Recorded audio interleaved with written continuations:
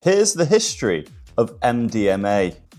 MDMA was first synthesized in 1912 by a pharmaceutical company called Merck. They're still operating today. They synthesized it as a precursor to another chemical. It was just a stepping stone to get from one chemical to another, and they didn't really think much of it. Its distinct effect within the human brain was left undiscovered until the 1970s. That was when an experimental psychopharmacologist called Dr. Alexander Shulgin decided to resynthesize it. Shulgin was what is known as a psychonaut, someone who researches drugs by testing them on themselves. And he became very interested in potential therapeutic applications of MDMA. So he resynthesized it and he experimented it on himself, on his wife, and on a close group of academic friends who had an interest in the field of psychiatry. He produced the first reports on the effects of MDMA in the human body in 1978. He noted how it produced an easily controlled, altered sense of consciousness with both emotional and sensual overtones. So in the late 1970s and early 1980s, MDMA use was largely confined to these experimental research and therapeutic settings. During this early phase, an estimated 500,000 doses were administered in psychotherapeutic settings alone. It became especially popular as a tool for use during marriage counselling. Shulgin documented this early use of MDMA in his groundbreaking book PiHKAL, or Phenethylamines I Have Known and Loved, A Chemical Love Story. And there, if you look up the field notes of the first time he synthesized MDMA and tested it upon himself, it actually contains one of my favourite quotes about drugs. He wrote, quote, "How long could this last? This delicious feeling of being alive." That phase of research of MDMA was finished in 1985.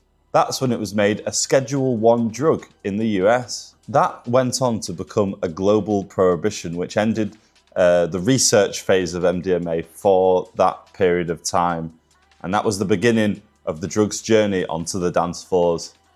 In the early 1980s, MDMA started to establish itself amongst some really niche party scenes. The house music scene in Chicago, some small localized gay scenes in Texas, and also the followers of the band The Grateful Dead, who were known as the Deadheads. When it was doing the rounds in these niche party scenes, one of the early slang terms for MDMA was actually not ecstasy, it was empathy. Some dealers were selling it under the brand name Empathy. But as the legend goes, there was a particularly entrepreneurial dealer in Texas, and he must have had a particular flair for branding because he renamed it Ecstasy, which is what it's known as regularly still to this day, especially in pill form.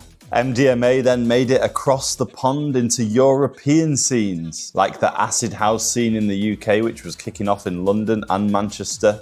A lot of music came in as well from Detroit and Chicago, so you had acid house music, you had new sort of drug ecstasy, you had new fashion, you had a youth culture movement. All these things collided together and resulted in an explosion of popularity for MDMA. It went on to have global appeal. And in the UK, warehouses, barns, fields, aircraft hangars, semi-derelict buildings and outdoor spaces began to fill with young people, all sampling the new acid house culture. Youth culture, fashion, music and drugs would never be the same again.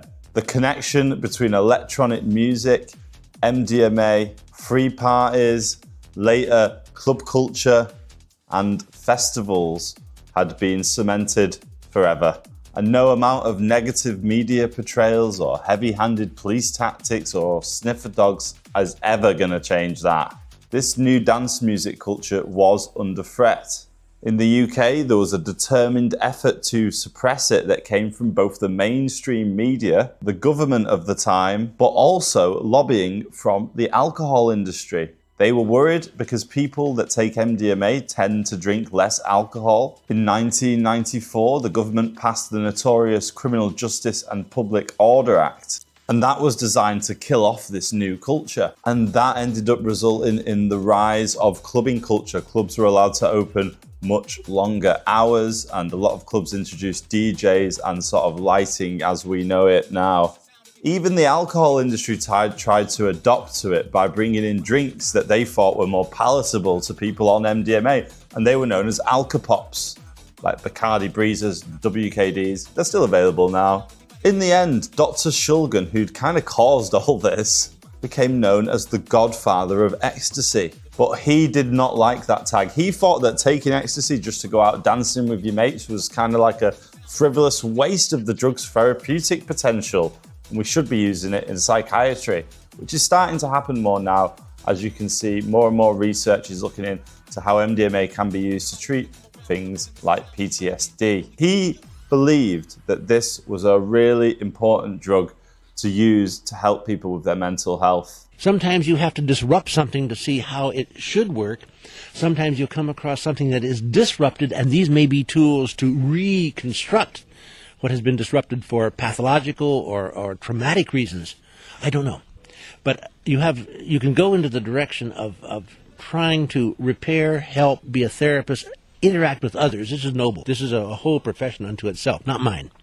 What I know, in time there will be a going with tools, with therapeutic tools, to the helping of others, and my art's making those tools, and I want to use my energy that way.